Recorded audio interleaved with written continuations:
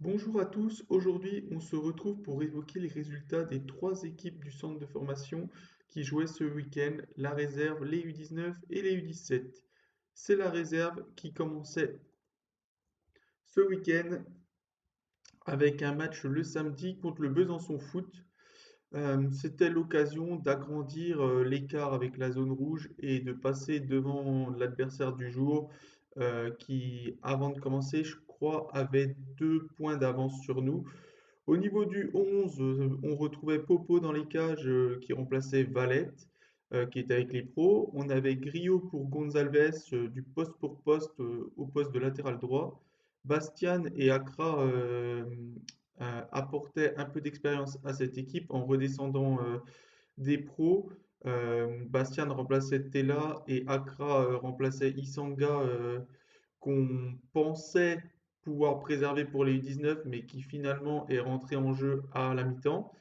On avait le retour de suspension de Atangana qui compensait du coup, enfin qui reprenait sa place à la place de Mendes da Silva qui était lui-même suspendu. Et Pésar aussi revenait dans le 11, il était revenu de blessure, était entré au dernier match en N3 avant de jouer titulaire lors de la qualification en coupe en milieu de semaine.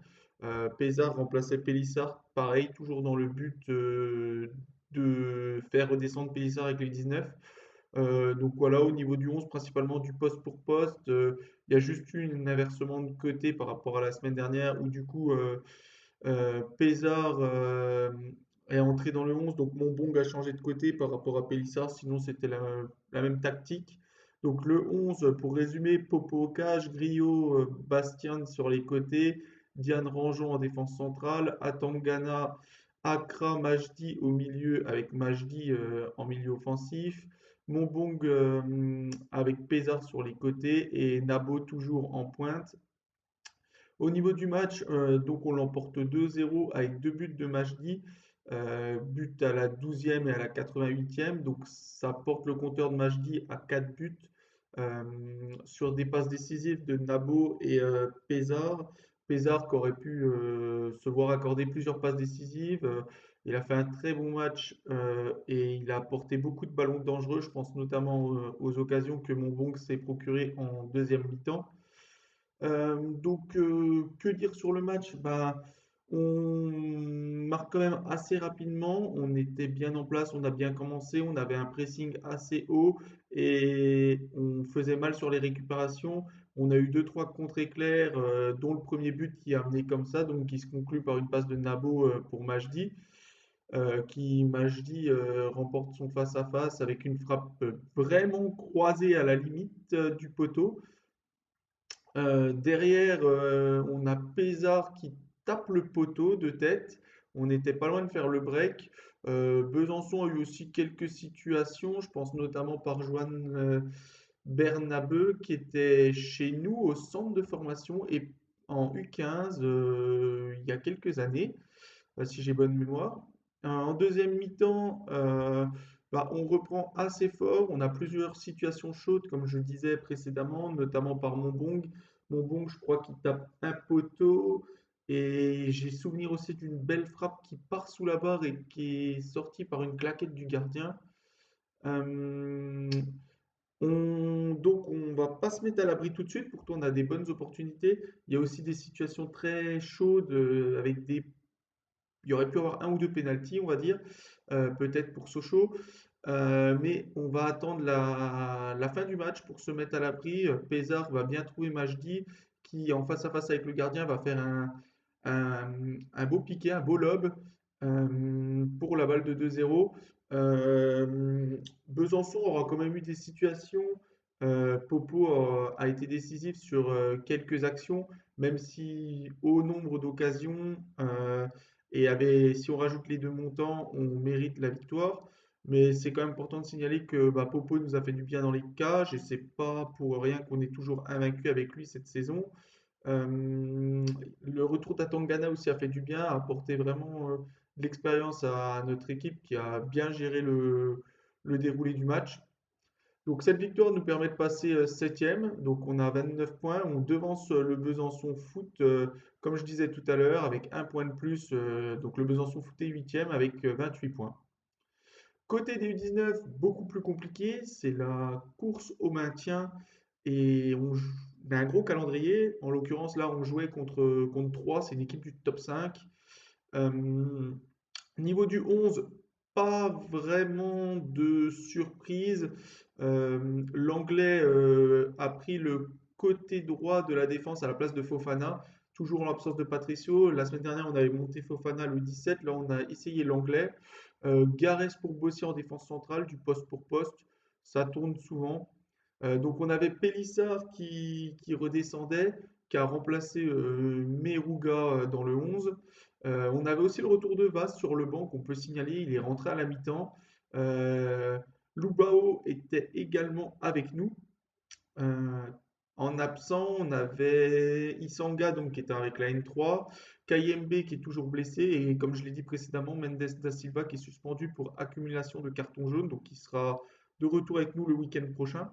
Donc dans le 11, bah, pas trop de surprises comme je l'ai dit tout à l'heure. Diarra au cage, l'anglais Dodé sur les côtés de la défense, Moustaphic Garès en défense centrale et le reste, pas de surprise. Léal Morera, Lubao, Pélissard, Koto Koto Mouyema, Joseph et Camara, le même 11 que la semaine dernière, donc si ce n'est l'entrée de Pélissard pour Meruga devant. Le match, bah, très compliqué comme on s'y attendait. On a tenu 35 minutes de tête, même si ça n'a pas été de tout repos. Il y a eu deux poteaux de 3, il y a eu plusieurs arrêts de Diarra, enfin deux poteaux de 3, mais je crois qu'il y en a un où il y avait un hors-jeu qui a été signalé juste après. Mais tout ça pour dire qu'il y a eu une grosse domination de 3 qui a été récompensée par un but à la 36e. À la mi-temps, on s'en sort avec ce score de 1-0 qui est plutôt bien payé pour nous parce qu'on a vraiment été surclassé sur cette première mi-temps. Même si le but, on peut le regretter, on prend un but quand même, je crois, de tête, c'est sur une action, je crois que c'est Camara qui perd la balle et c'est sur une action où il y a mieux à faire, on est en contre, on a des solutions et on perd le ballon et on se prend un contre éclair. Euh, Début de deuxième mi-temps, ben, enfin plutôt deuxième mi-temps, l'écart va vite être fait. 3 va marquer à la 55e et à la 66e pour tuer le peu d'espoir qui restait. On réduira quand même le score à la 90e dans les dernières secondes par un penalty transformé par Joseph, un penalty provoqué par Dodé de tête. Dodé qui a fait un très bon match. J'ai bien aimé sa prestation, tout comme Diarra Okage qui est décisif malgré les résultats comme chaque semaine. Joseph, on l'a beaucoup vu notamment sur la fin du match. Il a tenté, tenté, tenté et il est récompensé par son penalty. Et Koto Koto Mouyema aussi était très présent. Malheureusement, ses efforts n'ont pas été récompensé, on va dire, payant pour l'équipe. Mais non, dans l'ensemble, ce qu'on peut retenir, c'est que bah, les joueurs qui sont redescendus n'ont pas eu le poids espéré. Je pense à Pelissa ou Lubao qu'on a un peu moins vu. Bon, après, 3 s'attendaient à un gros match, ils avaient préparé, ils savaient qu'on allait redescendre des joueurs. Et nous, on sait aussi qu'on a un manque de confiance suite aux résultats et à la situation actuelle, un peu comme les pros. Par exemple, on prend très peu d'initiatives, on a des fois des bonnes situations, mais on n'ose pas frapper. Donc c'est aussi la dynamique qui veut ça.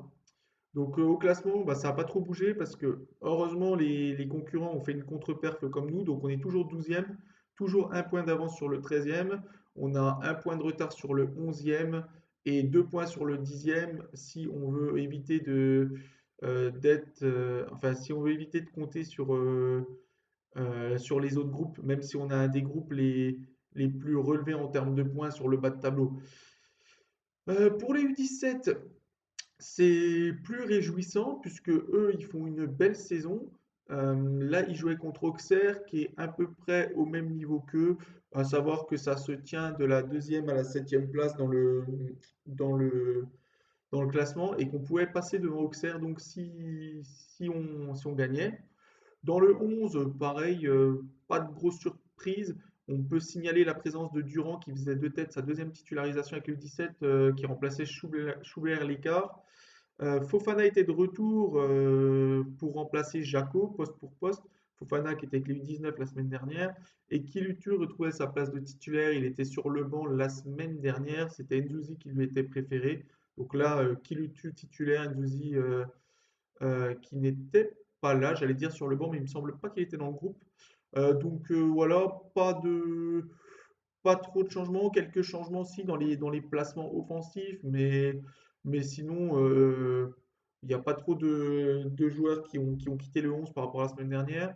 Donc si je résume le 11, Durand au cage, Fofana à défenseur côté droit, Kudjat à gauche, Dabo Papin Ndilou, défense centrale, ça n'a pas bougé. Et le reste, Camara, Kilutu, Boulif, Sali, Delphis, Montieu. Donc, comme j'ai dit tout à l'heure, même 11 si ce n'est Kilutu pour Nzouzi. Un match qu'on commence bien, on ouvre le score assez rapidement à la 7e minute de jeu avec Montieu qui marque son quatrième but. Montieu qui a bien suivi un face-à-face de Sali qui il élimine en fait le défenseur, il va en face-à-face avec le gardien, il perd son face-à-face, ça revient sur Montieu qui marque. Malheureusement, derrière, on se relâche peut-être un peu et on concède l'égalisation, je crois, 2 minutes après sur l'engagement. Un penalty pour Auxerre qui est transformé. On a derrière des situations pour prendre l'avantage avant la mi-temps. Je pense à Boulif et le poteau, ou Sali et Kilutu qui sont pas loin non plus de trouver les montants. Ça rase vraiment les montants. Mais on ira à la mi-temps avec ce score de 1 partout. En deuxième mi-temps, on attaque quand même assez fort et on va être récompensé par 2 buts avant, j'allais dire avant l'heure de jeu. Je crois que Pro marque juste un peu après, mais dans ces eaux-là, Sali marque vers la 57e son deuxième but sur la quatrième passe décisive de Kilutu. Et Fro marque à la 61e euh, sur la sixième, oui, passe décisive de Carsanti. J'avais un doute, mais c'est ça. Ça doit être le sixième but de Fro et la sixième passe décisive de Carsanti, c'est ça. Et bah,